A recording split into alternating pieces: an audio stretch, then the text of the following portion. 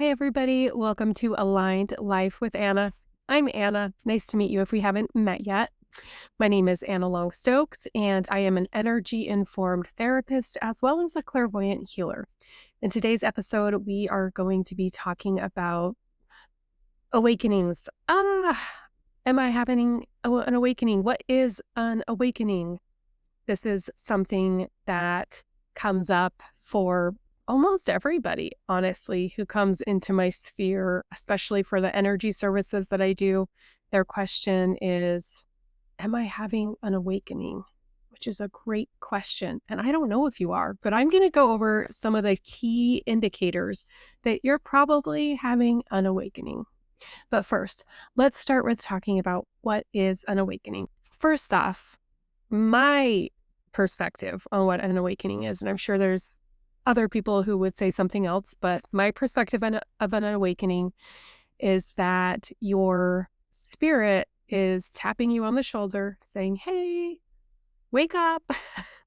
We have something we came here to do. We have a mission. We have a purpose. And you need to get back on that path. Remember that thing that we agreed to do when you decided to incarnate and take this body? Well, yeah, we need to get back to that.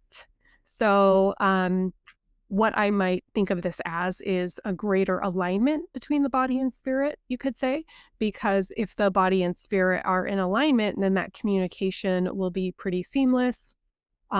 Maybe you won't even know you're having an awakening because it'll seem so easy. But if your body and spirit are not in alignment, you might be going through some funky stuff. And so your spirit's tapping you on the shoulder saying, hey, it's time to explore.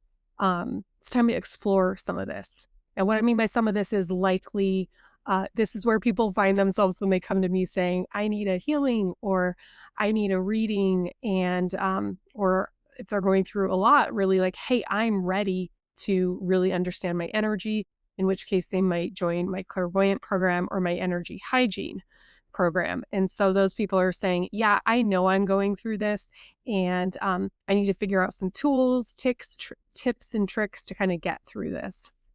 So that's my definition of an awakening is your spirit tapping you on the shoulder and saying, hey, wake up, let's get back on path here. Okay, so what are some key indicators or things you might be experiencing in your life if you're going through an awakening? So the first indicator, and this is not in order of importance, this is just off the top of my head. What I notice when people are really going through that awakening process, which is they start to feel like things are just off. They will say, I just feel or know that I'm not on path and I can't explain it. And what is going on? And they might not use the word on path. They'll just be like, this isn't right. Something's not right here. And often they can't put their finger on it. Sure, getting more on path, getting into alignment, could mean quitting a job or leaving a marriage. It could be all of these big things, but it could also be none of those. And so it's just a feeling or a sense they have that things need to change and they have usually no idea where to get started. And keep in mind, sometimes this awakening shakes life up so much that they do quit the job, they do get the divorce, all these things happen, which is, to be honest, why a lot of people who, when spirit comes tapping and is asking for a change, they go, I don't want to look at it. I am not ready to look at it because it's scary. It's scary to shake your life up.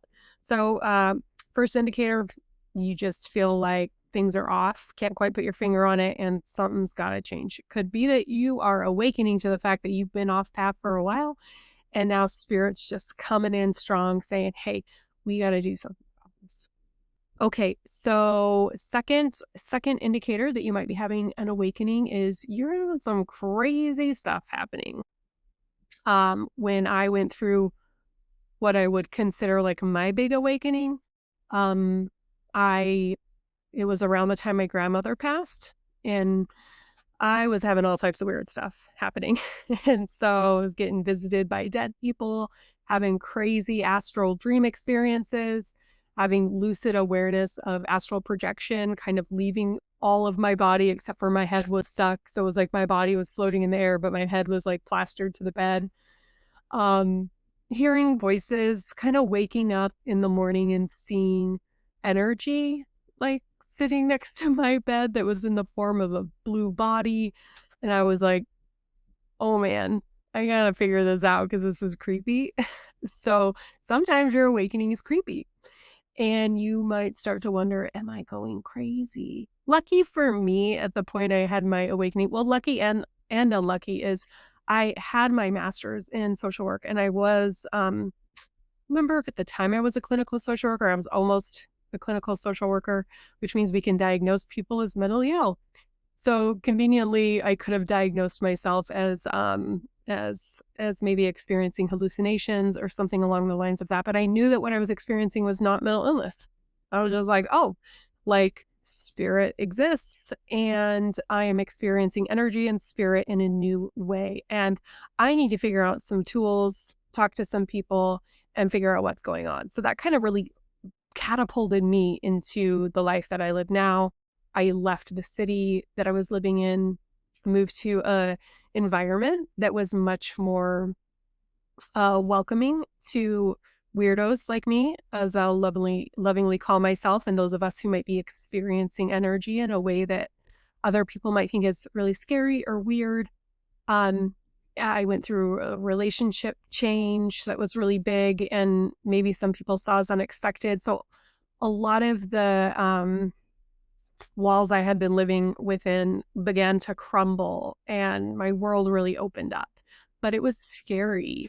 And so you might be going through something like this, or you know someone is going through something like this. Maybe they're hearing voices. Uh, and I will say, I am not diagnosing anyone here. That is not what this is about. But I will say, starting, if that's happening with you, not only meeting possibly with a clinical therapist, but also meeting with someone who's in the world of energy. Because it might be that someone who doesn't understand this could be quick to think you're crazy if really you're not crazy at all. You're just going through your awakening. So we're not going to go too deep into that here, but that could be a sign that you are starting to awaken. The third indicator that you might be on this path to awakening is that you find yourself called to people, classes, experiences that might have seemed kind of weird to you before, but now something in you is like, you need to be friends with this person, or you should stop and read that flyer, or you should go to that retreat. I know that once I realized I was on my path to awakening, you can think of it as your spirit guides, the universe, however you want to think of it, energy. It will find a way to communicate with you. So I know this is why some people love like angel numbers. Some people love tarot cards. Some people just are like, gosh, uh, so and so told me about so and so, and then I went to her, and through her, I realized I'm this and I need help with this. Like it could just be that the right people show up at the right time, and it's all leading you into these experiences that maybe like a month ago or a year ago, you never would have thought you would be doing. So that's a really good indicator that something has awakened in you and you are now on this path and your spirit is really more actively nudging you towards this new way of being. The fourth indicator that you're having an awakening is, and I've kind of mentioned this, it weaves itself throughout these other themes, but essentially you are interested in new things. Like you changed and it could have happened overnight or it could have been slowly building towards this, but it's like the things, the places, um, things that you're just used to. It could be like every day I would go to a coffee shop or every day I would hang out with this person. And then all of a sudden it changed. And I didn't want to hang out with those people anymore. I didn't want to work that job anymore. I didn't want to be with my partner anymore. Like it could be you're in for a shakeup. It could be a small shakeup. It could be a big shakeup. But again, it's that sense within you that something needs to change. Now, unlike number one, where you're like, I don't really know what it is, And a part of your awakening journey is probably figuring out what needs to go and what you need to replace it with. This other one is more like you just feel the need to shake it up immediately and you don't even maybe have the tools or resources. Maybe you haven't been working the energy to get there, but it's happening where you're like, I just know I have to do this now. That's a sign you are on your awakening journey. Okay, so your next question might be, what do I do to get through this? um, and my answer to that is I don't know. I don't know what you're going to have to do to get through this, but I do know that fighting it will make it harder. And leaning into it, staying open and staying curious will lend you towards a more smooth awakening process. Um, I laugh with my students that like your spirit's going to get the message across some way or another. So you could take the easy path or the hard path. And what that often looks like is the hard path is you just keep ignoring it. You keep ignoring it. And then spirit will intervene, likely, or your guides will intervene and make something happen. My joke about this was when I was running my company years ago, I've since sold it, but I was really bad about always needing to like step in. Like, I'm the one who has to fix everything. I have to fix everything. And it wasn't even in a micromanagery way, although my ex-employees would probably say maybe I was a micromanager, but like it wasn't even like that. It was just kind of like if someone was sick, oh my God, I've got to go in on my day off and cover. If someone quit, oh, I've got to work all their shifts. And the work I was doing was very physical. It was hard on my body and I needed my right hand to do it.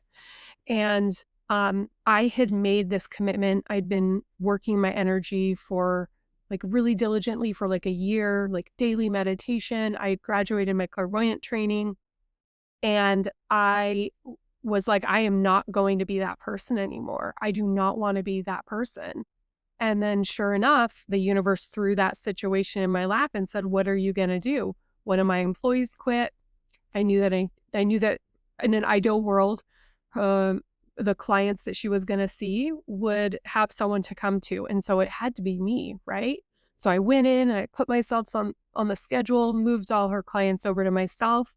And then that same day or the next day, I don't remember, like I went roller skating and I broke my arm. And it was so funny too, because it's funny now, funny in hindsight, is that it was sort of like, it came out of nowhere. Like it was almost like I just got a little wobbly and just had a really simple fall and broke my arm. And I thought, what the heck? Because I couldn't step in and do it. It was like a joke. And I was like, oh, okay. So this is my spirit being like, yeah, remember that goal you set where you're not going to be that person and you keep being that person again and again. Well, we're going to make you not be that person for a minute. And you hear about this with people who, God forbid they get cancer, they get in a car accident, and then they reflect back on it and they say, actually, that was the best thing that ever happened to me because it shook things up and it made me realize I needed to change. So I had tried to maybe avoid this change. And I don't think it was actively, I was really doing what I could, but it wasn't happening fast enough. And it was certainly slowing me down on my journey of the other things I needed to be in this new energy to create from. And so for me, breaking my arm was the best thing because I was not able to pick up this woman's clients. I just had to let the team cover it. We had to probably reschedule some people, and it's not the end of the world. And in that probably 6 week, I don't know if it's maybe 6 weeks or more kind of recovery process that I went under, I had to just not work and I just had to learn how to be, which had always been the most challenging thing for me in my life. So that's kind of getting a hard shakeup.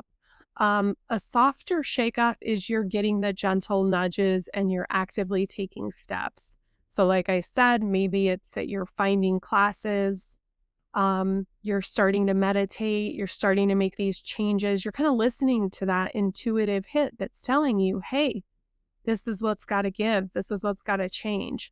So, so I laugh and say it could be easy. It could be hard. I don't know what it's going to be for you. Everyone has a different awakening journey. And I do feel the need to say when I talk about awakening journey, I don't mean this to sound, pretentious. Like, oh, only some of us are awake while others are asleep. That's not what I mean. I just talk about the awakening journey and that there are people who really go through that process of feeling like there was the me before and the me after. There was the me who was living life one way and then something changed, whether it was fast or slow. And now I'm on this different journey. You could have many awakenings throughout the course of a life. Maybe that terminology resonates with you, maybe it doesn't. I don't really think it matters. I wouldn't get too caught up in the vocabulary as much as listening to your own intuition about, is this something I'm going through and what are the next steps that I need to take? Okay, so that's all I have for you today. I hope you enjoyed this video. If you want to hear more from me, I have a lot more fun stuff coming your way. So please subscribe to this channel, give this video a like, and share it. Okay, that's all I have today. Thanks, everybody. Bye.